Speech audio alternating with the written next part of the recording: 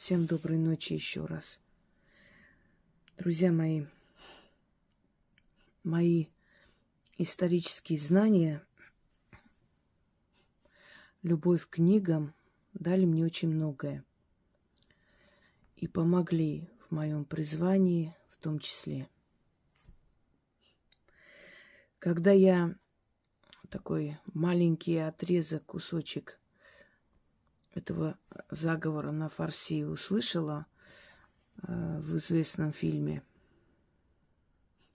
может, и в других есть фильмах, я, конечно, удивилась очень сильно, потому что это надо знать, это нужно копаться, это нужно интересоваться историей того периода, чтобы знать эти все заговоры, обращения и прочее.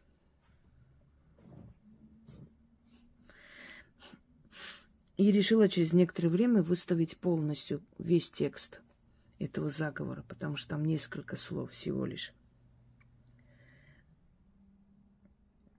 Но никак не получалось.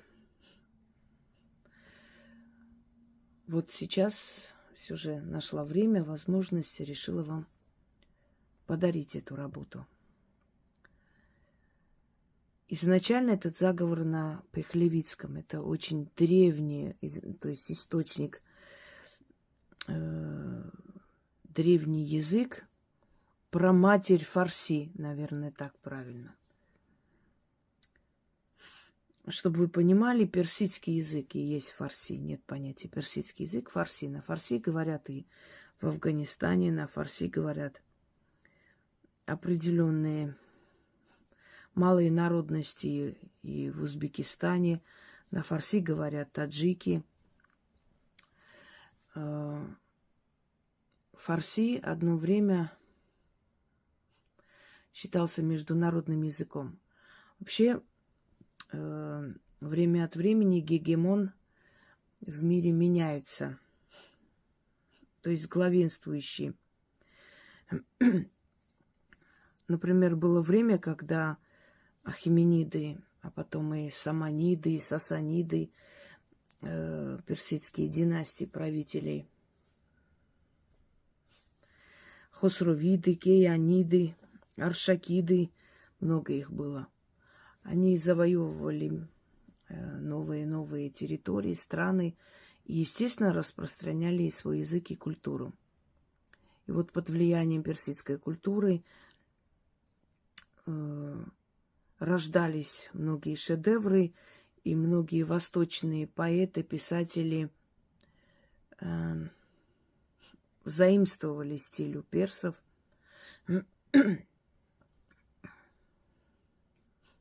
Это очень древняя, очень многогранная культура, персидская культура, которая завоевала сердца, скажем так, без особых препятствий. Романтизм, страдальческая поза, различный стиль, любовь к родине, к матери, к любимому человеку, к поэзии и так далее. Это все распространилось и ушло к народам Востока, которые одно время были под, скажем, гегемонией персов. Потом греки пришли, потом греческая культура стала очень популярной, известной, период эллинизма. Потом, скажем так, когда создалась Российская империя, Русь, и после уже и постсоветское пространство, это так привожу несколько примеров, русский язык стал международным, связующим и до сих пор является. Потом англичане начали свои завоевательские войны, и английский язык стал связующим, международным и так далее. То есть каждое время диктует свое правило. Но то, что персы являлись гегемонами, и то, что персы оставили великое наследие, это факт. Теперь, Я с детства помню, что моя бабушка часто говорила, когда хотела сказать, что судьба там рассудит, или вот кто там наверху, тот все видит и расставит по своим местам, она говорила, все оставим на усмотрение вот Худо. Он там видит, он сам знает, как вас наказать. И я не понимала, что за Худо там сидит, что за Вот Худо, там он... Потом до меня дошло через много лет, потому что очень много мы переняли у персов, у арабов, естественно, и у турков, и они у нас переняли немало. Худа или худо означает Всевышний, всемирный судья, Бог. Но это доисламское, дохристианское понятие. Вышний, тот, который повелевает судьбами, Создатель, Худо.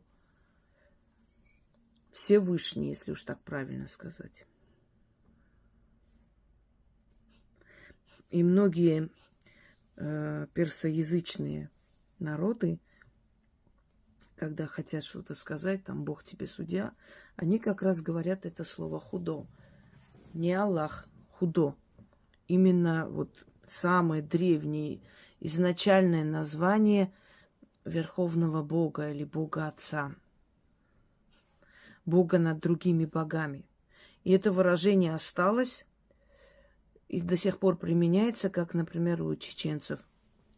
Дела, Верховный, Вышний, Всевышний, Создатель, Хозяин, Господин и так далее. По-разному переводится. Вот они до сих пор говорят выражение «О Дела», «О Всевышний». Очень-очень древнее название, которое пришло к нам с языческих времен.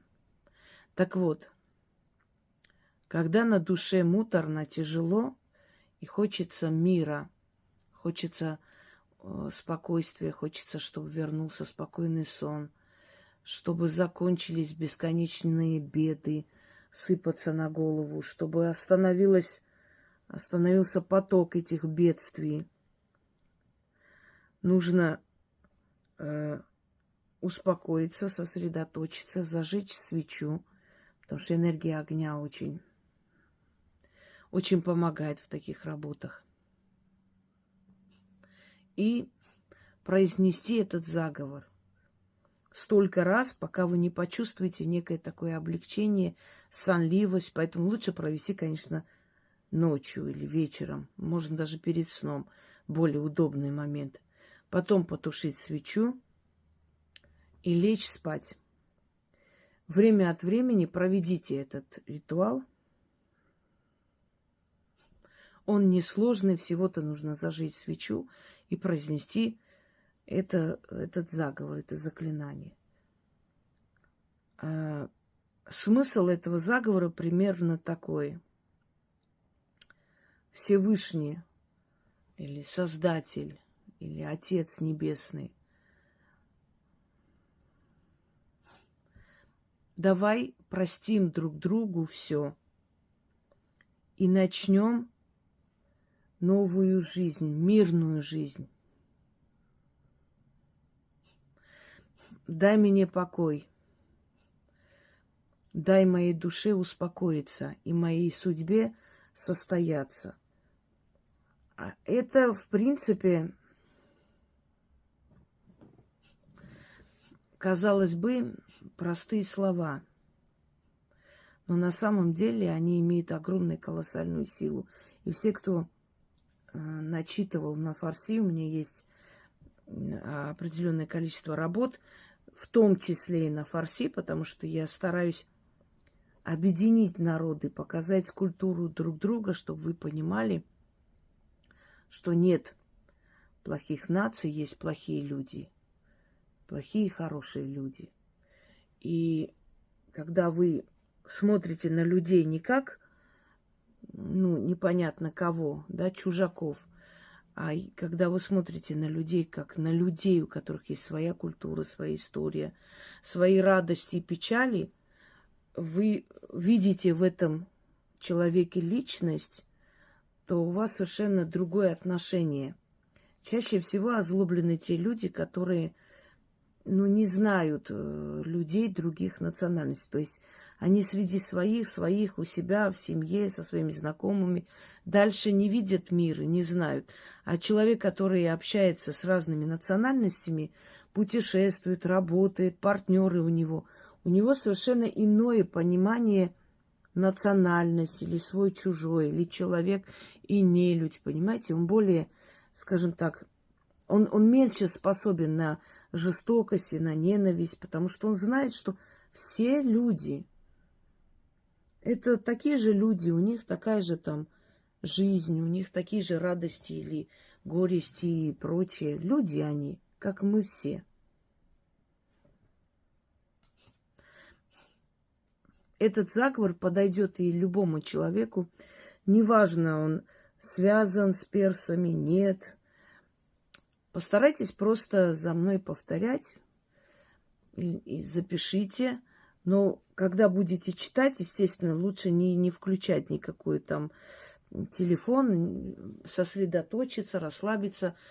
Может быть, включить какую-нибудь мантру невысоко, не громко, какую-нибудь мелодию умиротворяющую, и начать произносить эти слова. Это как ключ, это как просьба, знаете, как очиститься, простить друг друга, дать вам мир душе и спокойствие в жизни. И все постепенно начинает меняться на радость вам. Вы это сами увидите. Иногда может очень быстро поменяться. Итак, свеча, спокойствие, тишина, ночью, желательно перед сном. Начитайте столько раз, пока у вас не начнется вот такое определенное ощущение легкости. Потушите свечу и ложитесь спать. И у вас жизнь обновится. А слова следующие. Худайо, камакон. Тертар бераджим. Зуттар бебакшим. Дартра раяконим. Бегозар эшх бияйот. Рихман арамеш пидакон. Худайо камакон. Тертар бераджим. Зуттар бебахшим. Худайо камакон. Тертар бераджим. Зуттар бебакшим. Дартра раяконим. Бегозар эшх бияйот. Рихман арамеш пидакон. Худайо камакон. Тертар бераджим. Зуттар бебахшим.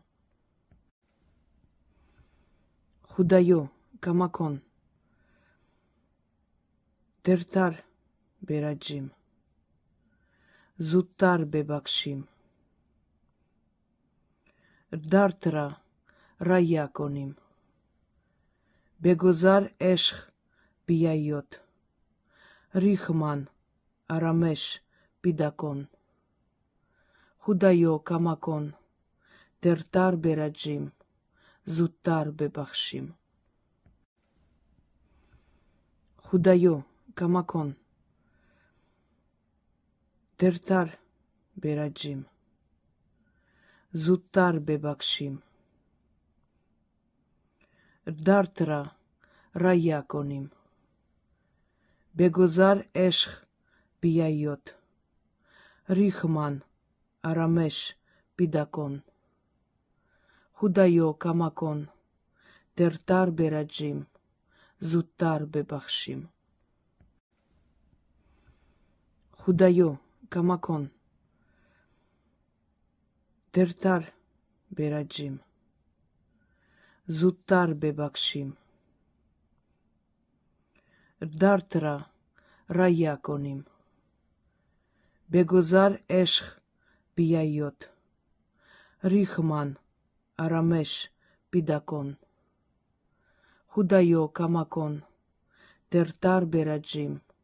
Зуттар бебахшим. Худайо, камакон. Тертар бераджим. Зуттар бебакшим. Рдартра раяконим. Бегозар эшх бияйот. Рихман арамеш пидакон. Худайо камакон. Тертар бераджим. Зуттар бебахшим. Худайо, камакон. Тертар бераджим. Зуттар бебакшим. Рдартра раяконим. Бегозар эшх бияйот. Рихман арамеш пидакон. Худайо камакон. Тертар бераджим. Зуттар бебахшим.